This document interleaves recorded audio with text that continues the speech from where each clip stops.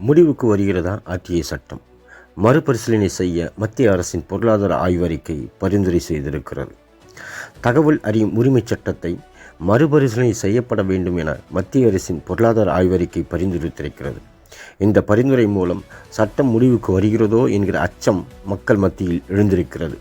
கடந்த 2005ஆம் ஆண்டு கொண்டு வரப்பட்ட இந்த சட்டத்தில் சில மாற்றங்களை செய்ய வேண்டும் என்று மத்திய அரசு வெளியிட்டுள்ள பொருளாதார ஆய்வறிக்கை பரிந்துரைத்திருக்கிறது. என்ன காரணங்கள்? இதற்கான காரணங்களாக சிலவற்றை மத்திய அரசு குறிப்பிட்டிருக்கிறது. அதாவது, இரகசிய அறிக்கைகள் மற்றும் வரைவு கருத்துக்களை வெளிப்படுத்துவது அரசாங்கத்தின் செயல்பாடுகளை கட்டுப்படுத்துவதாக ஆய்வு அறிக்கை கூறுகிறது. அதேபோல இந்த சட்டம் வெறும் வேடிக்கை பார்க்கும் ஆர்வத்திற்காக உருவாக்கப்படவில்லை, ஊழலை குறைக்கவும் வெளிப்படைத்தன்மை அதிகரிக்கவும் மட்டுமே இது கொண்டு வரப்பட்டது என்று மத்திய அரசு கூறுகிறது.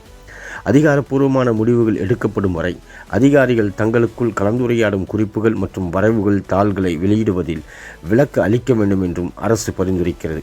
இதில் சில மாற்றங்களை செய்ய வேண்டும் என்றும் அறிக்கை வலியுறுத்துகிறது.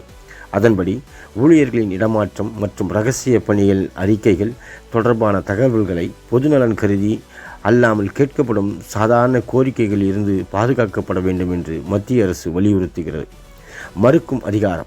சில குறிப்பிட்ட தகவல்களை வெளிப்படுத்துவது நிர்வாகத்தை பாதிக்கும் எனில் நாடாளுமன்ற மேற்பார்வையின் கீழ் அமைச்சர்கள் அந்த தகவல்களை மறுக்கும் அதிகாரத்தை வழங்கலாம் என்று அரசு கூறுகிறது.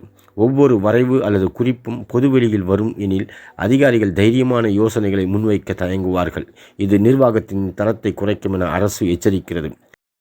மற்ற நாடுகளில் இந்த சட்டம் எப்படி செயல்படுத்தப்படுகிறது என்பது குறித்தும் அரசு மேல்கோள் காட்டியிருக்கிறது. முன்னாள் இங்கிலாந்து பிரதமர் டோனி பிளேயர் இந்த சட்டத்தை கொண்டு வந்த பின்னர் வருந்தினார். முக்கியமான விஷயங்களில் இரகசியமாக விவாதிக்க முடியாவிட்டால் ஒரு அரசாங்கத்தை நடத்த முடியாது என்று அவர் குறிப்பிட்டதை ஆய்வு அறிக்கை சுட்டிக்காட்டியிருக்கிறது. உண்மையான காரணம் என்ன?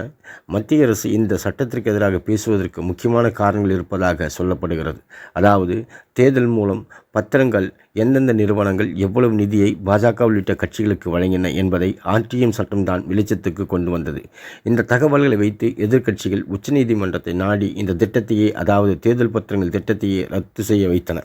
அதேபோல பணமதிப்பு இழப்பு நடவடிக்கைக்கு முன்பு ரிசர்வ் வங்கியின் இயக்குநர்கள் குழுவிடம் ஆலோசிக்கப்பட்டதா என்பது குறித்தும் ஆர்டிஐ மூலம் கேட்கப்பட்ட போது மத்திய அரசு எதிர்பார்த்த அளவுக்கு கருப்பு பணம் திரும்பாது என்று ஆர்டிஐ எச்சரித்திருந்தது.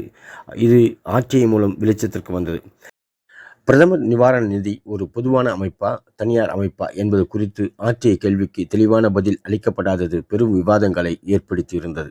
இது அரசின் வெளிப்படைத்தன்மை குறித்து விமர்சனங்களை உருவாக்கியிருந்தது. அதேபோல நாட்டில் வேலையில்லா திண்டாட்டம் 45 ஆண்டுகளில் இல்லாத அளவுக்கு அதிகரித்துள்ளது என்ற NSSO அறிக்கையை அரசு வெளியிட தாமதித்த போது ஆர்டிஐ மூலம் அந்த தரவுகள் வெளியாகி அரசுக்கு நெருக்கடியை ஏற்படுத்தியிருந்தன. இது தவிர பெரும் தொழிலதிபர்களின் வார கடன்கள் எவ்வளவு தள்ளுபடி செய்யப்பட்டுள்ளது என்கிற விவரங்கள் ஆர்டிஐ மூலம் வெளியாகி எதிர்க்கட்சிகள் அரசுக்கு எதிராக நெருக்கடியை கொடுத்தன. ஆக மத்திய அரசு ஆர்டிஐ சட்டத்தை மறுபரிசீலனை செய்ய உண்மையான காரணமே இந்த விஷயங்கள் தான் என்று எதிர்க்கட்சிகள் விமர்சித்திருக்கிறது. ஆக எது எப்படியோ ஆர்டிஐ சட்டத்தை ரத்து செய்வது மூலம் சமூக ஆர்வலர்கள் இந்திய ஜனநாயகம் சட்டம் வெகுவாக பாதிக்கப்படும் என்பதுதான் சமூக ஆர்வலர்களின் கருத்தாக இருக்கிறது.